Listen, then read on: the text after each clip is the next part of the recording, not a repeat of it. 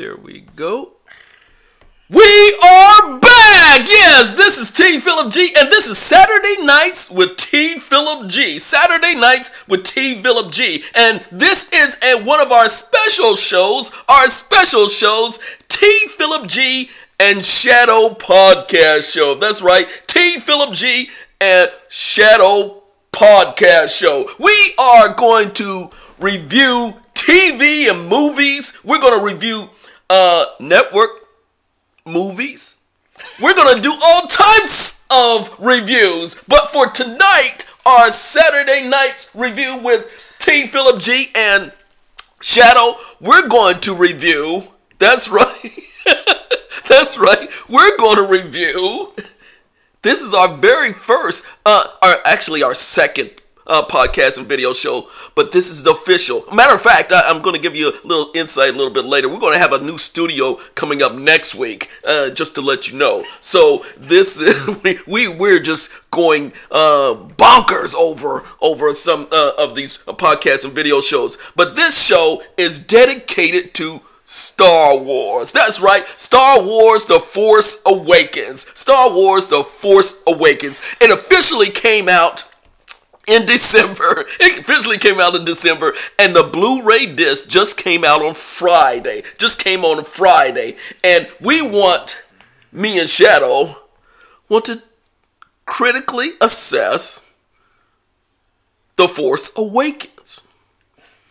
So with that in mind, and I had to bring in our expert, and Shadow is the expert on all things Star Wars. I think you got that from a YouTube video. So first of all, before we get started, welcome everybody. And Shadow, you want to say anything to welcome our fans? I exist. Oh, that's good. You exist. That's great. You exist. By the way, you did see the Force Awakens movie, right? Twice. Oh, twice. That's twice. That's very good.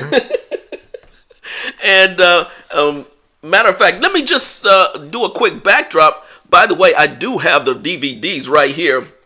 Just for those who may not have been a Star Wars fan, Star Wars #1. Ew, the prequels. The prequels, #1. Number 2, Return of the Clones, or Attack. It's Attack of the Clones. You see, I'm not big on the on the prequels. And then there's the Revenge of the, what is it? Shadow. Revenge of the Sith. Revenge of George Lucas. That was 1, 2, and 3, and 4, 5, and 6 are the classics. The classic with A New Hope, as well as The Empire Strikes Back, and then Return of the Jedi. So now we're reviewing number 7 that came out, The Force Awakens. So in general, Shadow, what did you think about the movie? I don't know. I thought it was a good movie. What did you give it? What was the rating? Because I remember we came out of the movie theater, and what was your rating? A+. A+. Oh, whoa, that's very good. And why A+? I don't know. It was good, I guess. I mean, the acting wasn't solid. The acting wasn't solid, but no, I said the acting was solid. Okay, I'm sorry. I liked the jokes that they had, and the action was nice. Okay.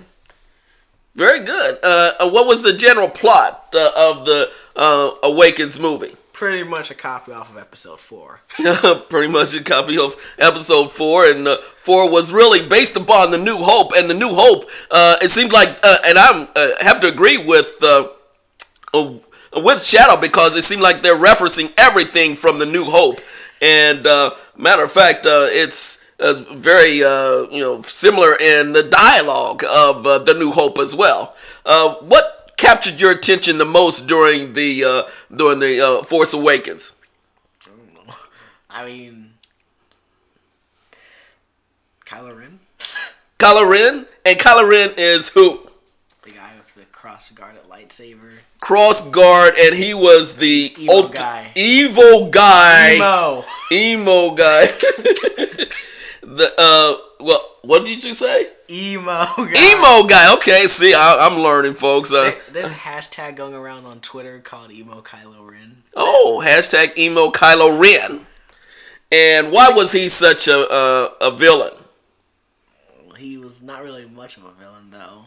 He's just conflicted between the light and the dark, and I think after episode 7, he's gonna become more darker. You're already giving us a tip for the next Star Wars movies, which is coming up in another year or so. So, a matter of fact, Kylo Ren, to me, I was there too, I think, and I think Kylo Ren was, yes, he was a decent villain, not an awesome villain. As matter of fact, in the movie, he was conflicted in good and bad, and then he turning a little bit more bad at the end. As a matter of fact, he took his mask off. Number 7. He took his mask off. The villain takes his mask off. So I thought that was interesting. What did you think about when Kylo Ren took his mask off? I don't care. You don't care? Why? I don't care. Wasn't that menacing or not menacing, or what did you think? I mean, it really doesn't care how a character looks. They can look as cool as they can. Ooh. But they necessarily they're not good. Oh my gosh! Oh, I'm learning something. They don't have to. The appearance doesn't matter, but it's their image. It's their. What is it about them that make them so menacing? The way they act. Oh, I guess that makes sense. I guess T. Phillip G is from the old school. He's just still thinking about, you got to be a villain, super villain. Just because there's a guy in a hoodie doesn't mean he's bad. I agree with that wholeheartedly. And yet he almost got. Now, matter of fact, you bring that up because there's been some reviews as well of the Star Wars Force Awakens, and they actually Huffington Post did a review, and they said 40 ungiven plot holes in Star Wars The Force Awakens. Unforgivable. 40 unforgivable. Now I'm going to show this to the video audience. 40 unforgivable plot holes, and they actually list a few of them in this article. And they says, for example, we were talking about Kylo Ren. Let me just give you number 3 on one of their plot, and I want to get your take on this, Shadow. They said number 3, Kylo Ren, a powerful Force user, fights a lightsaber duel with an ex-janitor who has never held a lightsaber. Wait, Ray? Yeah. He got it. Ray, yes, Ray is an ex-janitor. Because he was an ex-stormtrooper. And he went to the... he defected from the stormtroopers. Oh, wait, that's Finn. Finn. He fights Finn. And yet, he never uses the Force on his opponent. Though doing so would have ended the duel immediately and barely wins the fight, suggesting that he is simultaneously one of the least strategic wielders of the Force the dark side has ever seen, and despite the training, absolutely terrible with the lightsaber. None of this stops Kylo Ren from designing and building his own completely impractical cross-beared lightsaber. Well, okay, I'm getting tired of these people saying these lightsabers are impractical. Having a single-bladed lightsaber is impractical enough. True. The only reason that these people can use it is because they're Force-sensitive and they know how to use it. Oh, say that last part again. They were Force, they know how to use it because what? Because through the Force. Oh, guided through the Force. You wonder how Darth Maul uses his double blade? Yeah. It's because he's guided through the Force. Oh, okay, so Darth Maul, he had a double blade, right? Yes. And now Kylo Ren, he has a what? What was that? Cross guard. Oh, thank you for that. A cross guard. Why is it cross guard? I guess they just added it in because it looks cool. Yeah, it did look pretty cool, quite frankly. I was impressed. And when matter of fact, when he first showed it in the movie, I was like, wow, that is nice. That's pretty cool. So yes, I agree with you on that. Let me just get your take on this other one. They said in this critique, another one of a hole in the plot, they said the wily Han Solo loses track of his most prized possession, the Millennium Falcon, for more than a dozen years. Why is that? They said he has no idea where it is in the entire galaxy. When you lose something in your house, that's bad. But when you lose something on your planet, you kiss it goodbye, but pray for a miracle. When you lose something in the entire galaxy, you just get on with your life. And yet, less than a minute after Rey begins piloting the Millennium Falcon, Hans looks out of the window of his freighter and says, "Oh, there it is." What do you think about that? There's actually, in the deleted scenes, there's actually an original scene that like Han like gambles it off. Oh my gosh! You seen the deleted scenes? You've done your homework. Thank you, thank you. This is cringy. Shadow, you've done your homework. Tell us about that deleted scene again. It's basically Han gambles, like he loses the gamble and he has to give his ship away. Oh, okay. They cut that from the movie. Why do you think they cut that out? I think it was like it might have not have flown or something. Good point. Good point.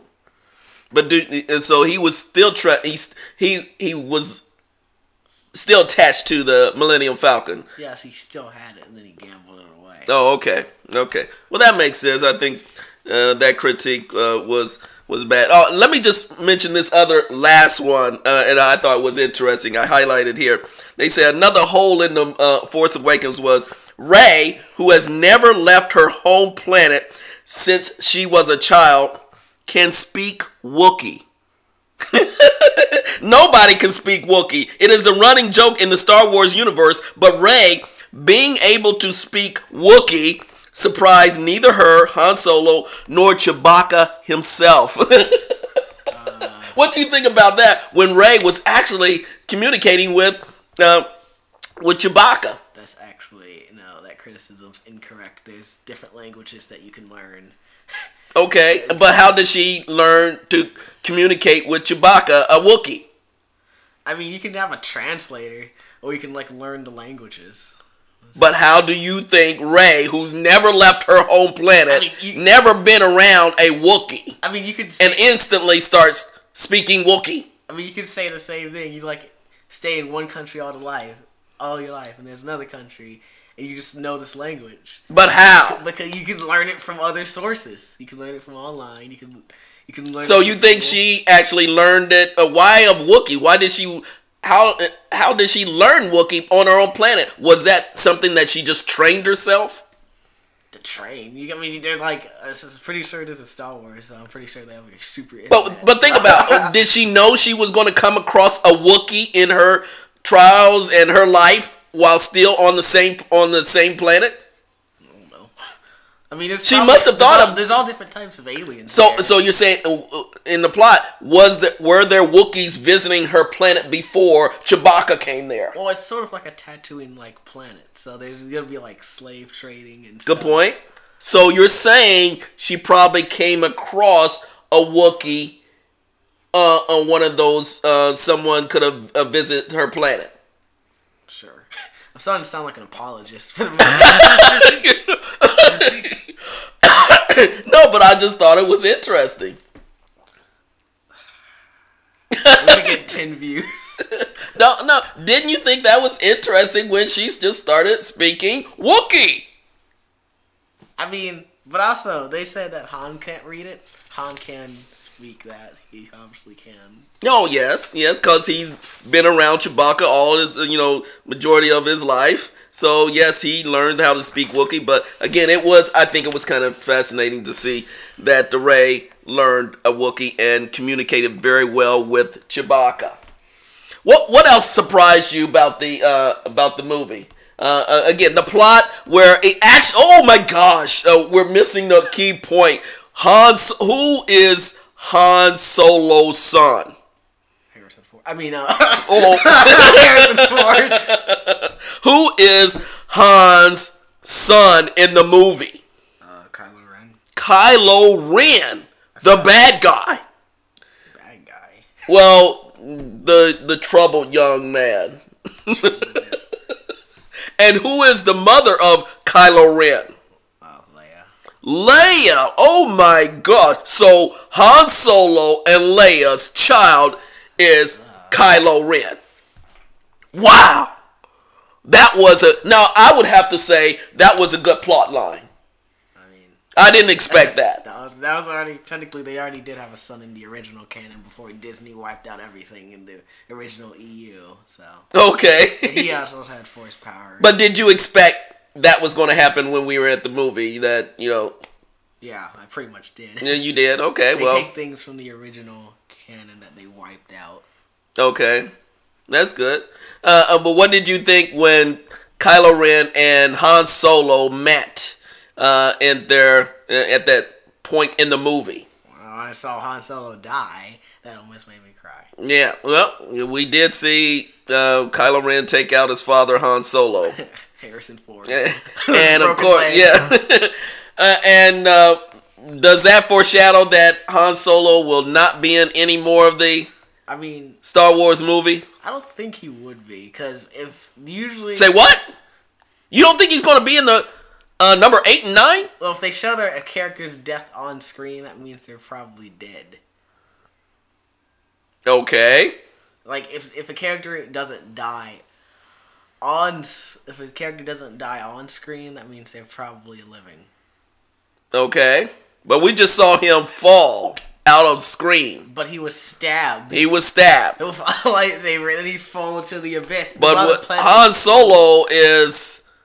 He's wily. Yeah, he's innovative. Anything can happen to Han Solo. What? He bounces back. Does he not? No, he doesn't. He doesn't bounce back. So you don't expect him to be an 8 or 9? Not really. They're just passing the torch along. Okay. He's already making his own. Harrison Ford's already making his own Indiana Jones movie. So. Well, that's true. He did strike a deal with Steven Spielberg. And we're not even going to mention off camera, but I guess we might as well talk about directors Steven Spielberg and George Lucas. We did see a picture of George Lucas recently at a mall.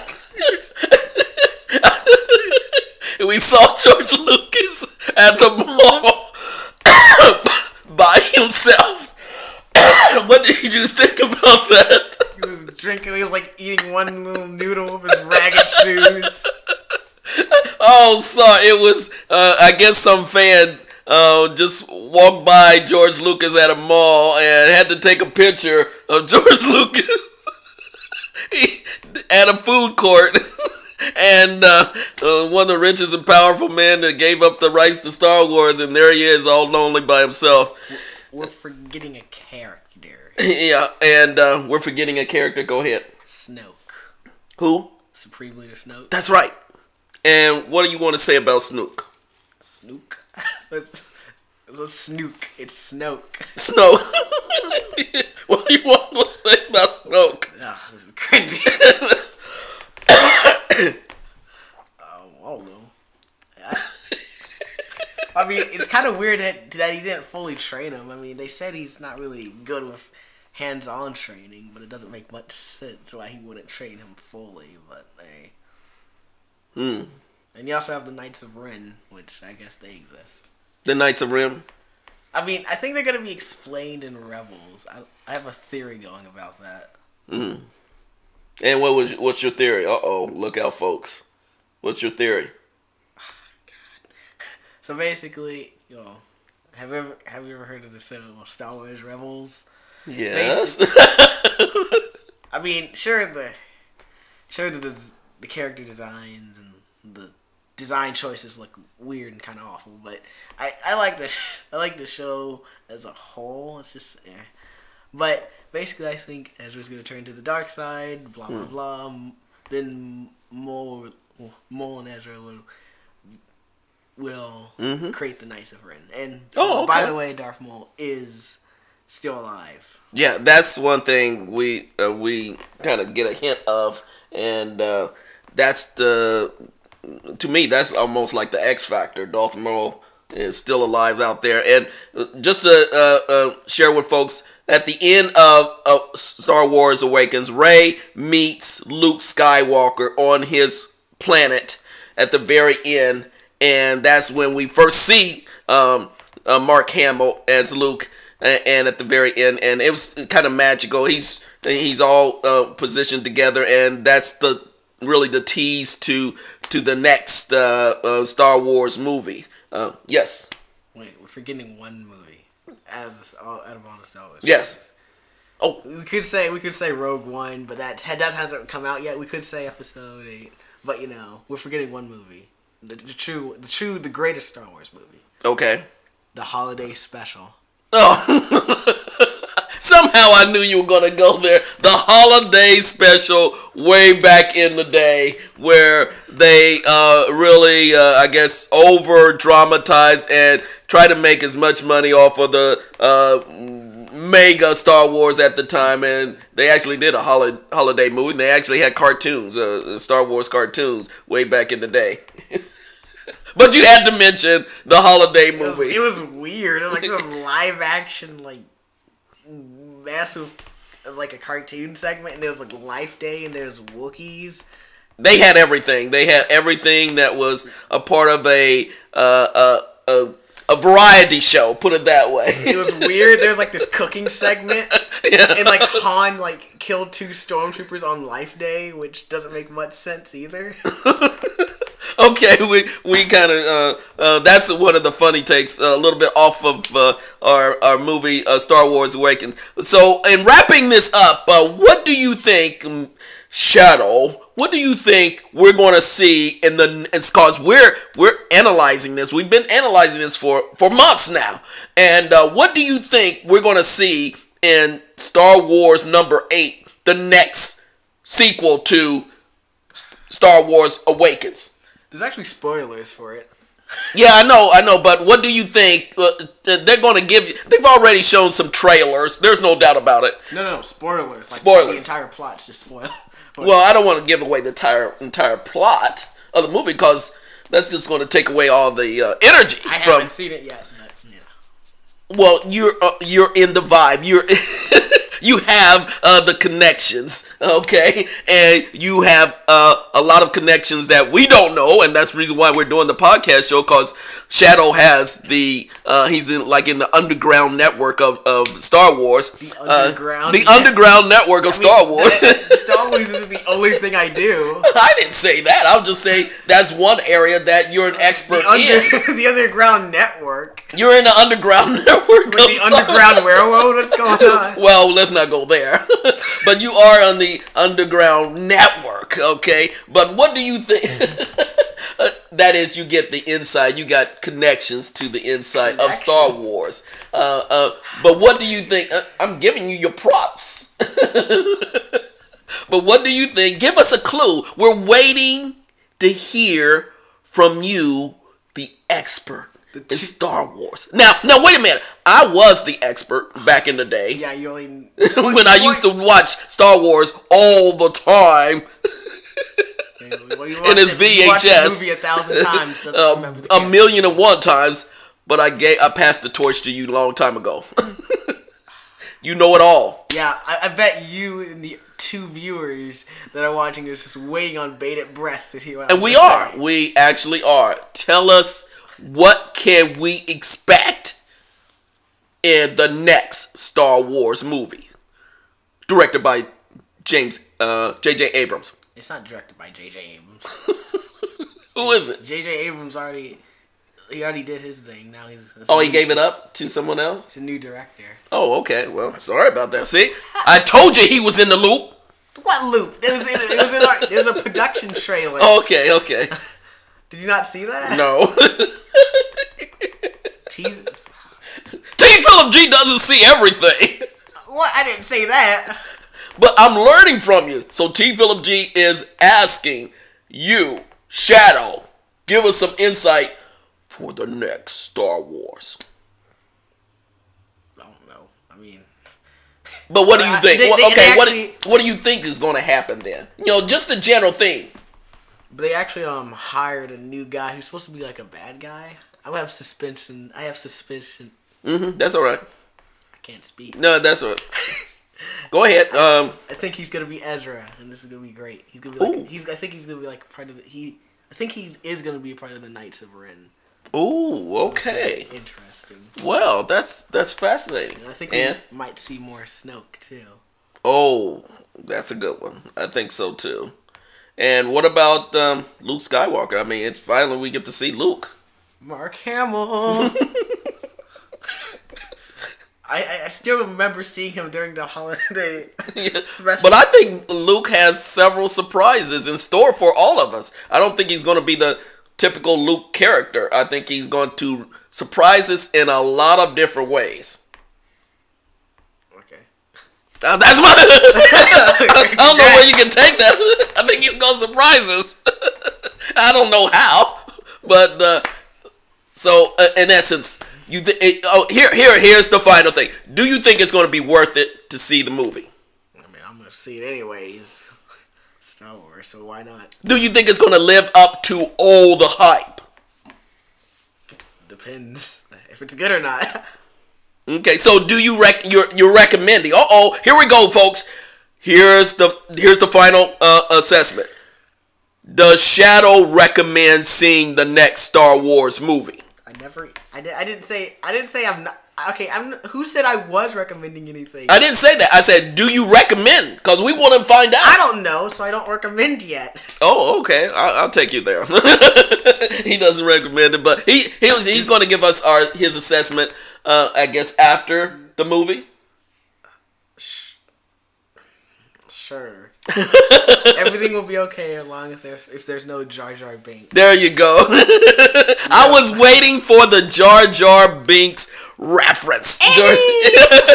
So there you go, folks. This is Team Phillip G and Shadow's podcast show number two, and it's a review of the Star Wars Awakens. So Shadow, do you have the Force Awakens? Star Wars Awakens?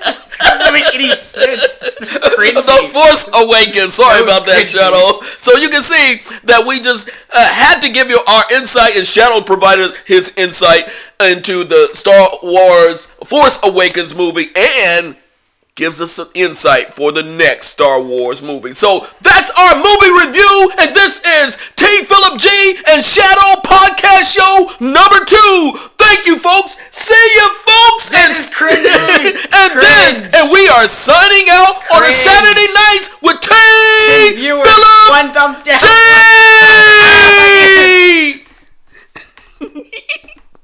Sounds like Scooby-Doo. There we go. Thank you, Shadow.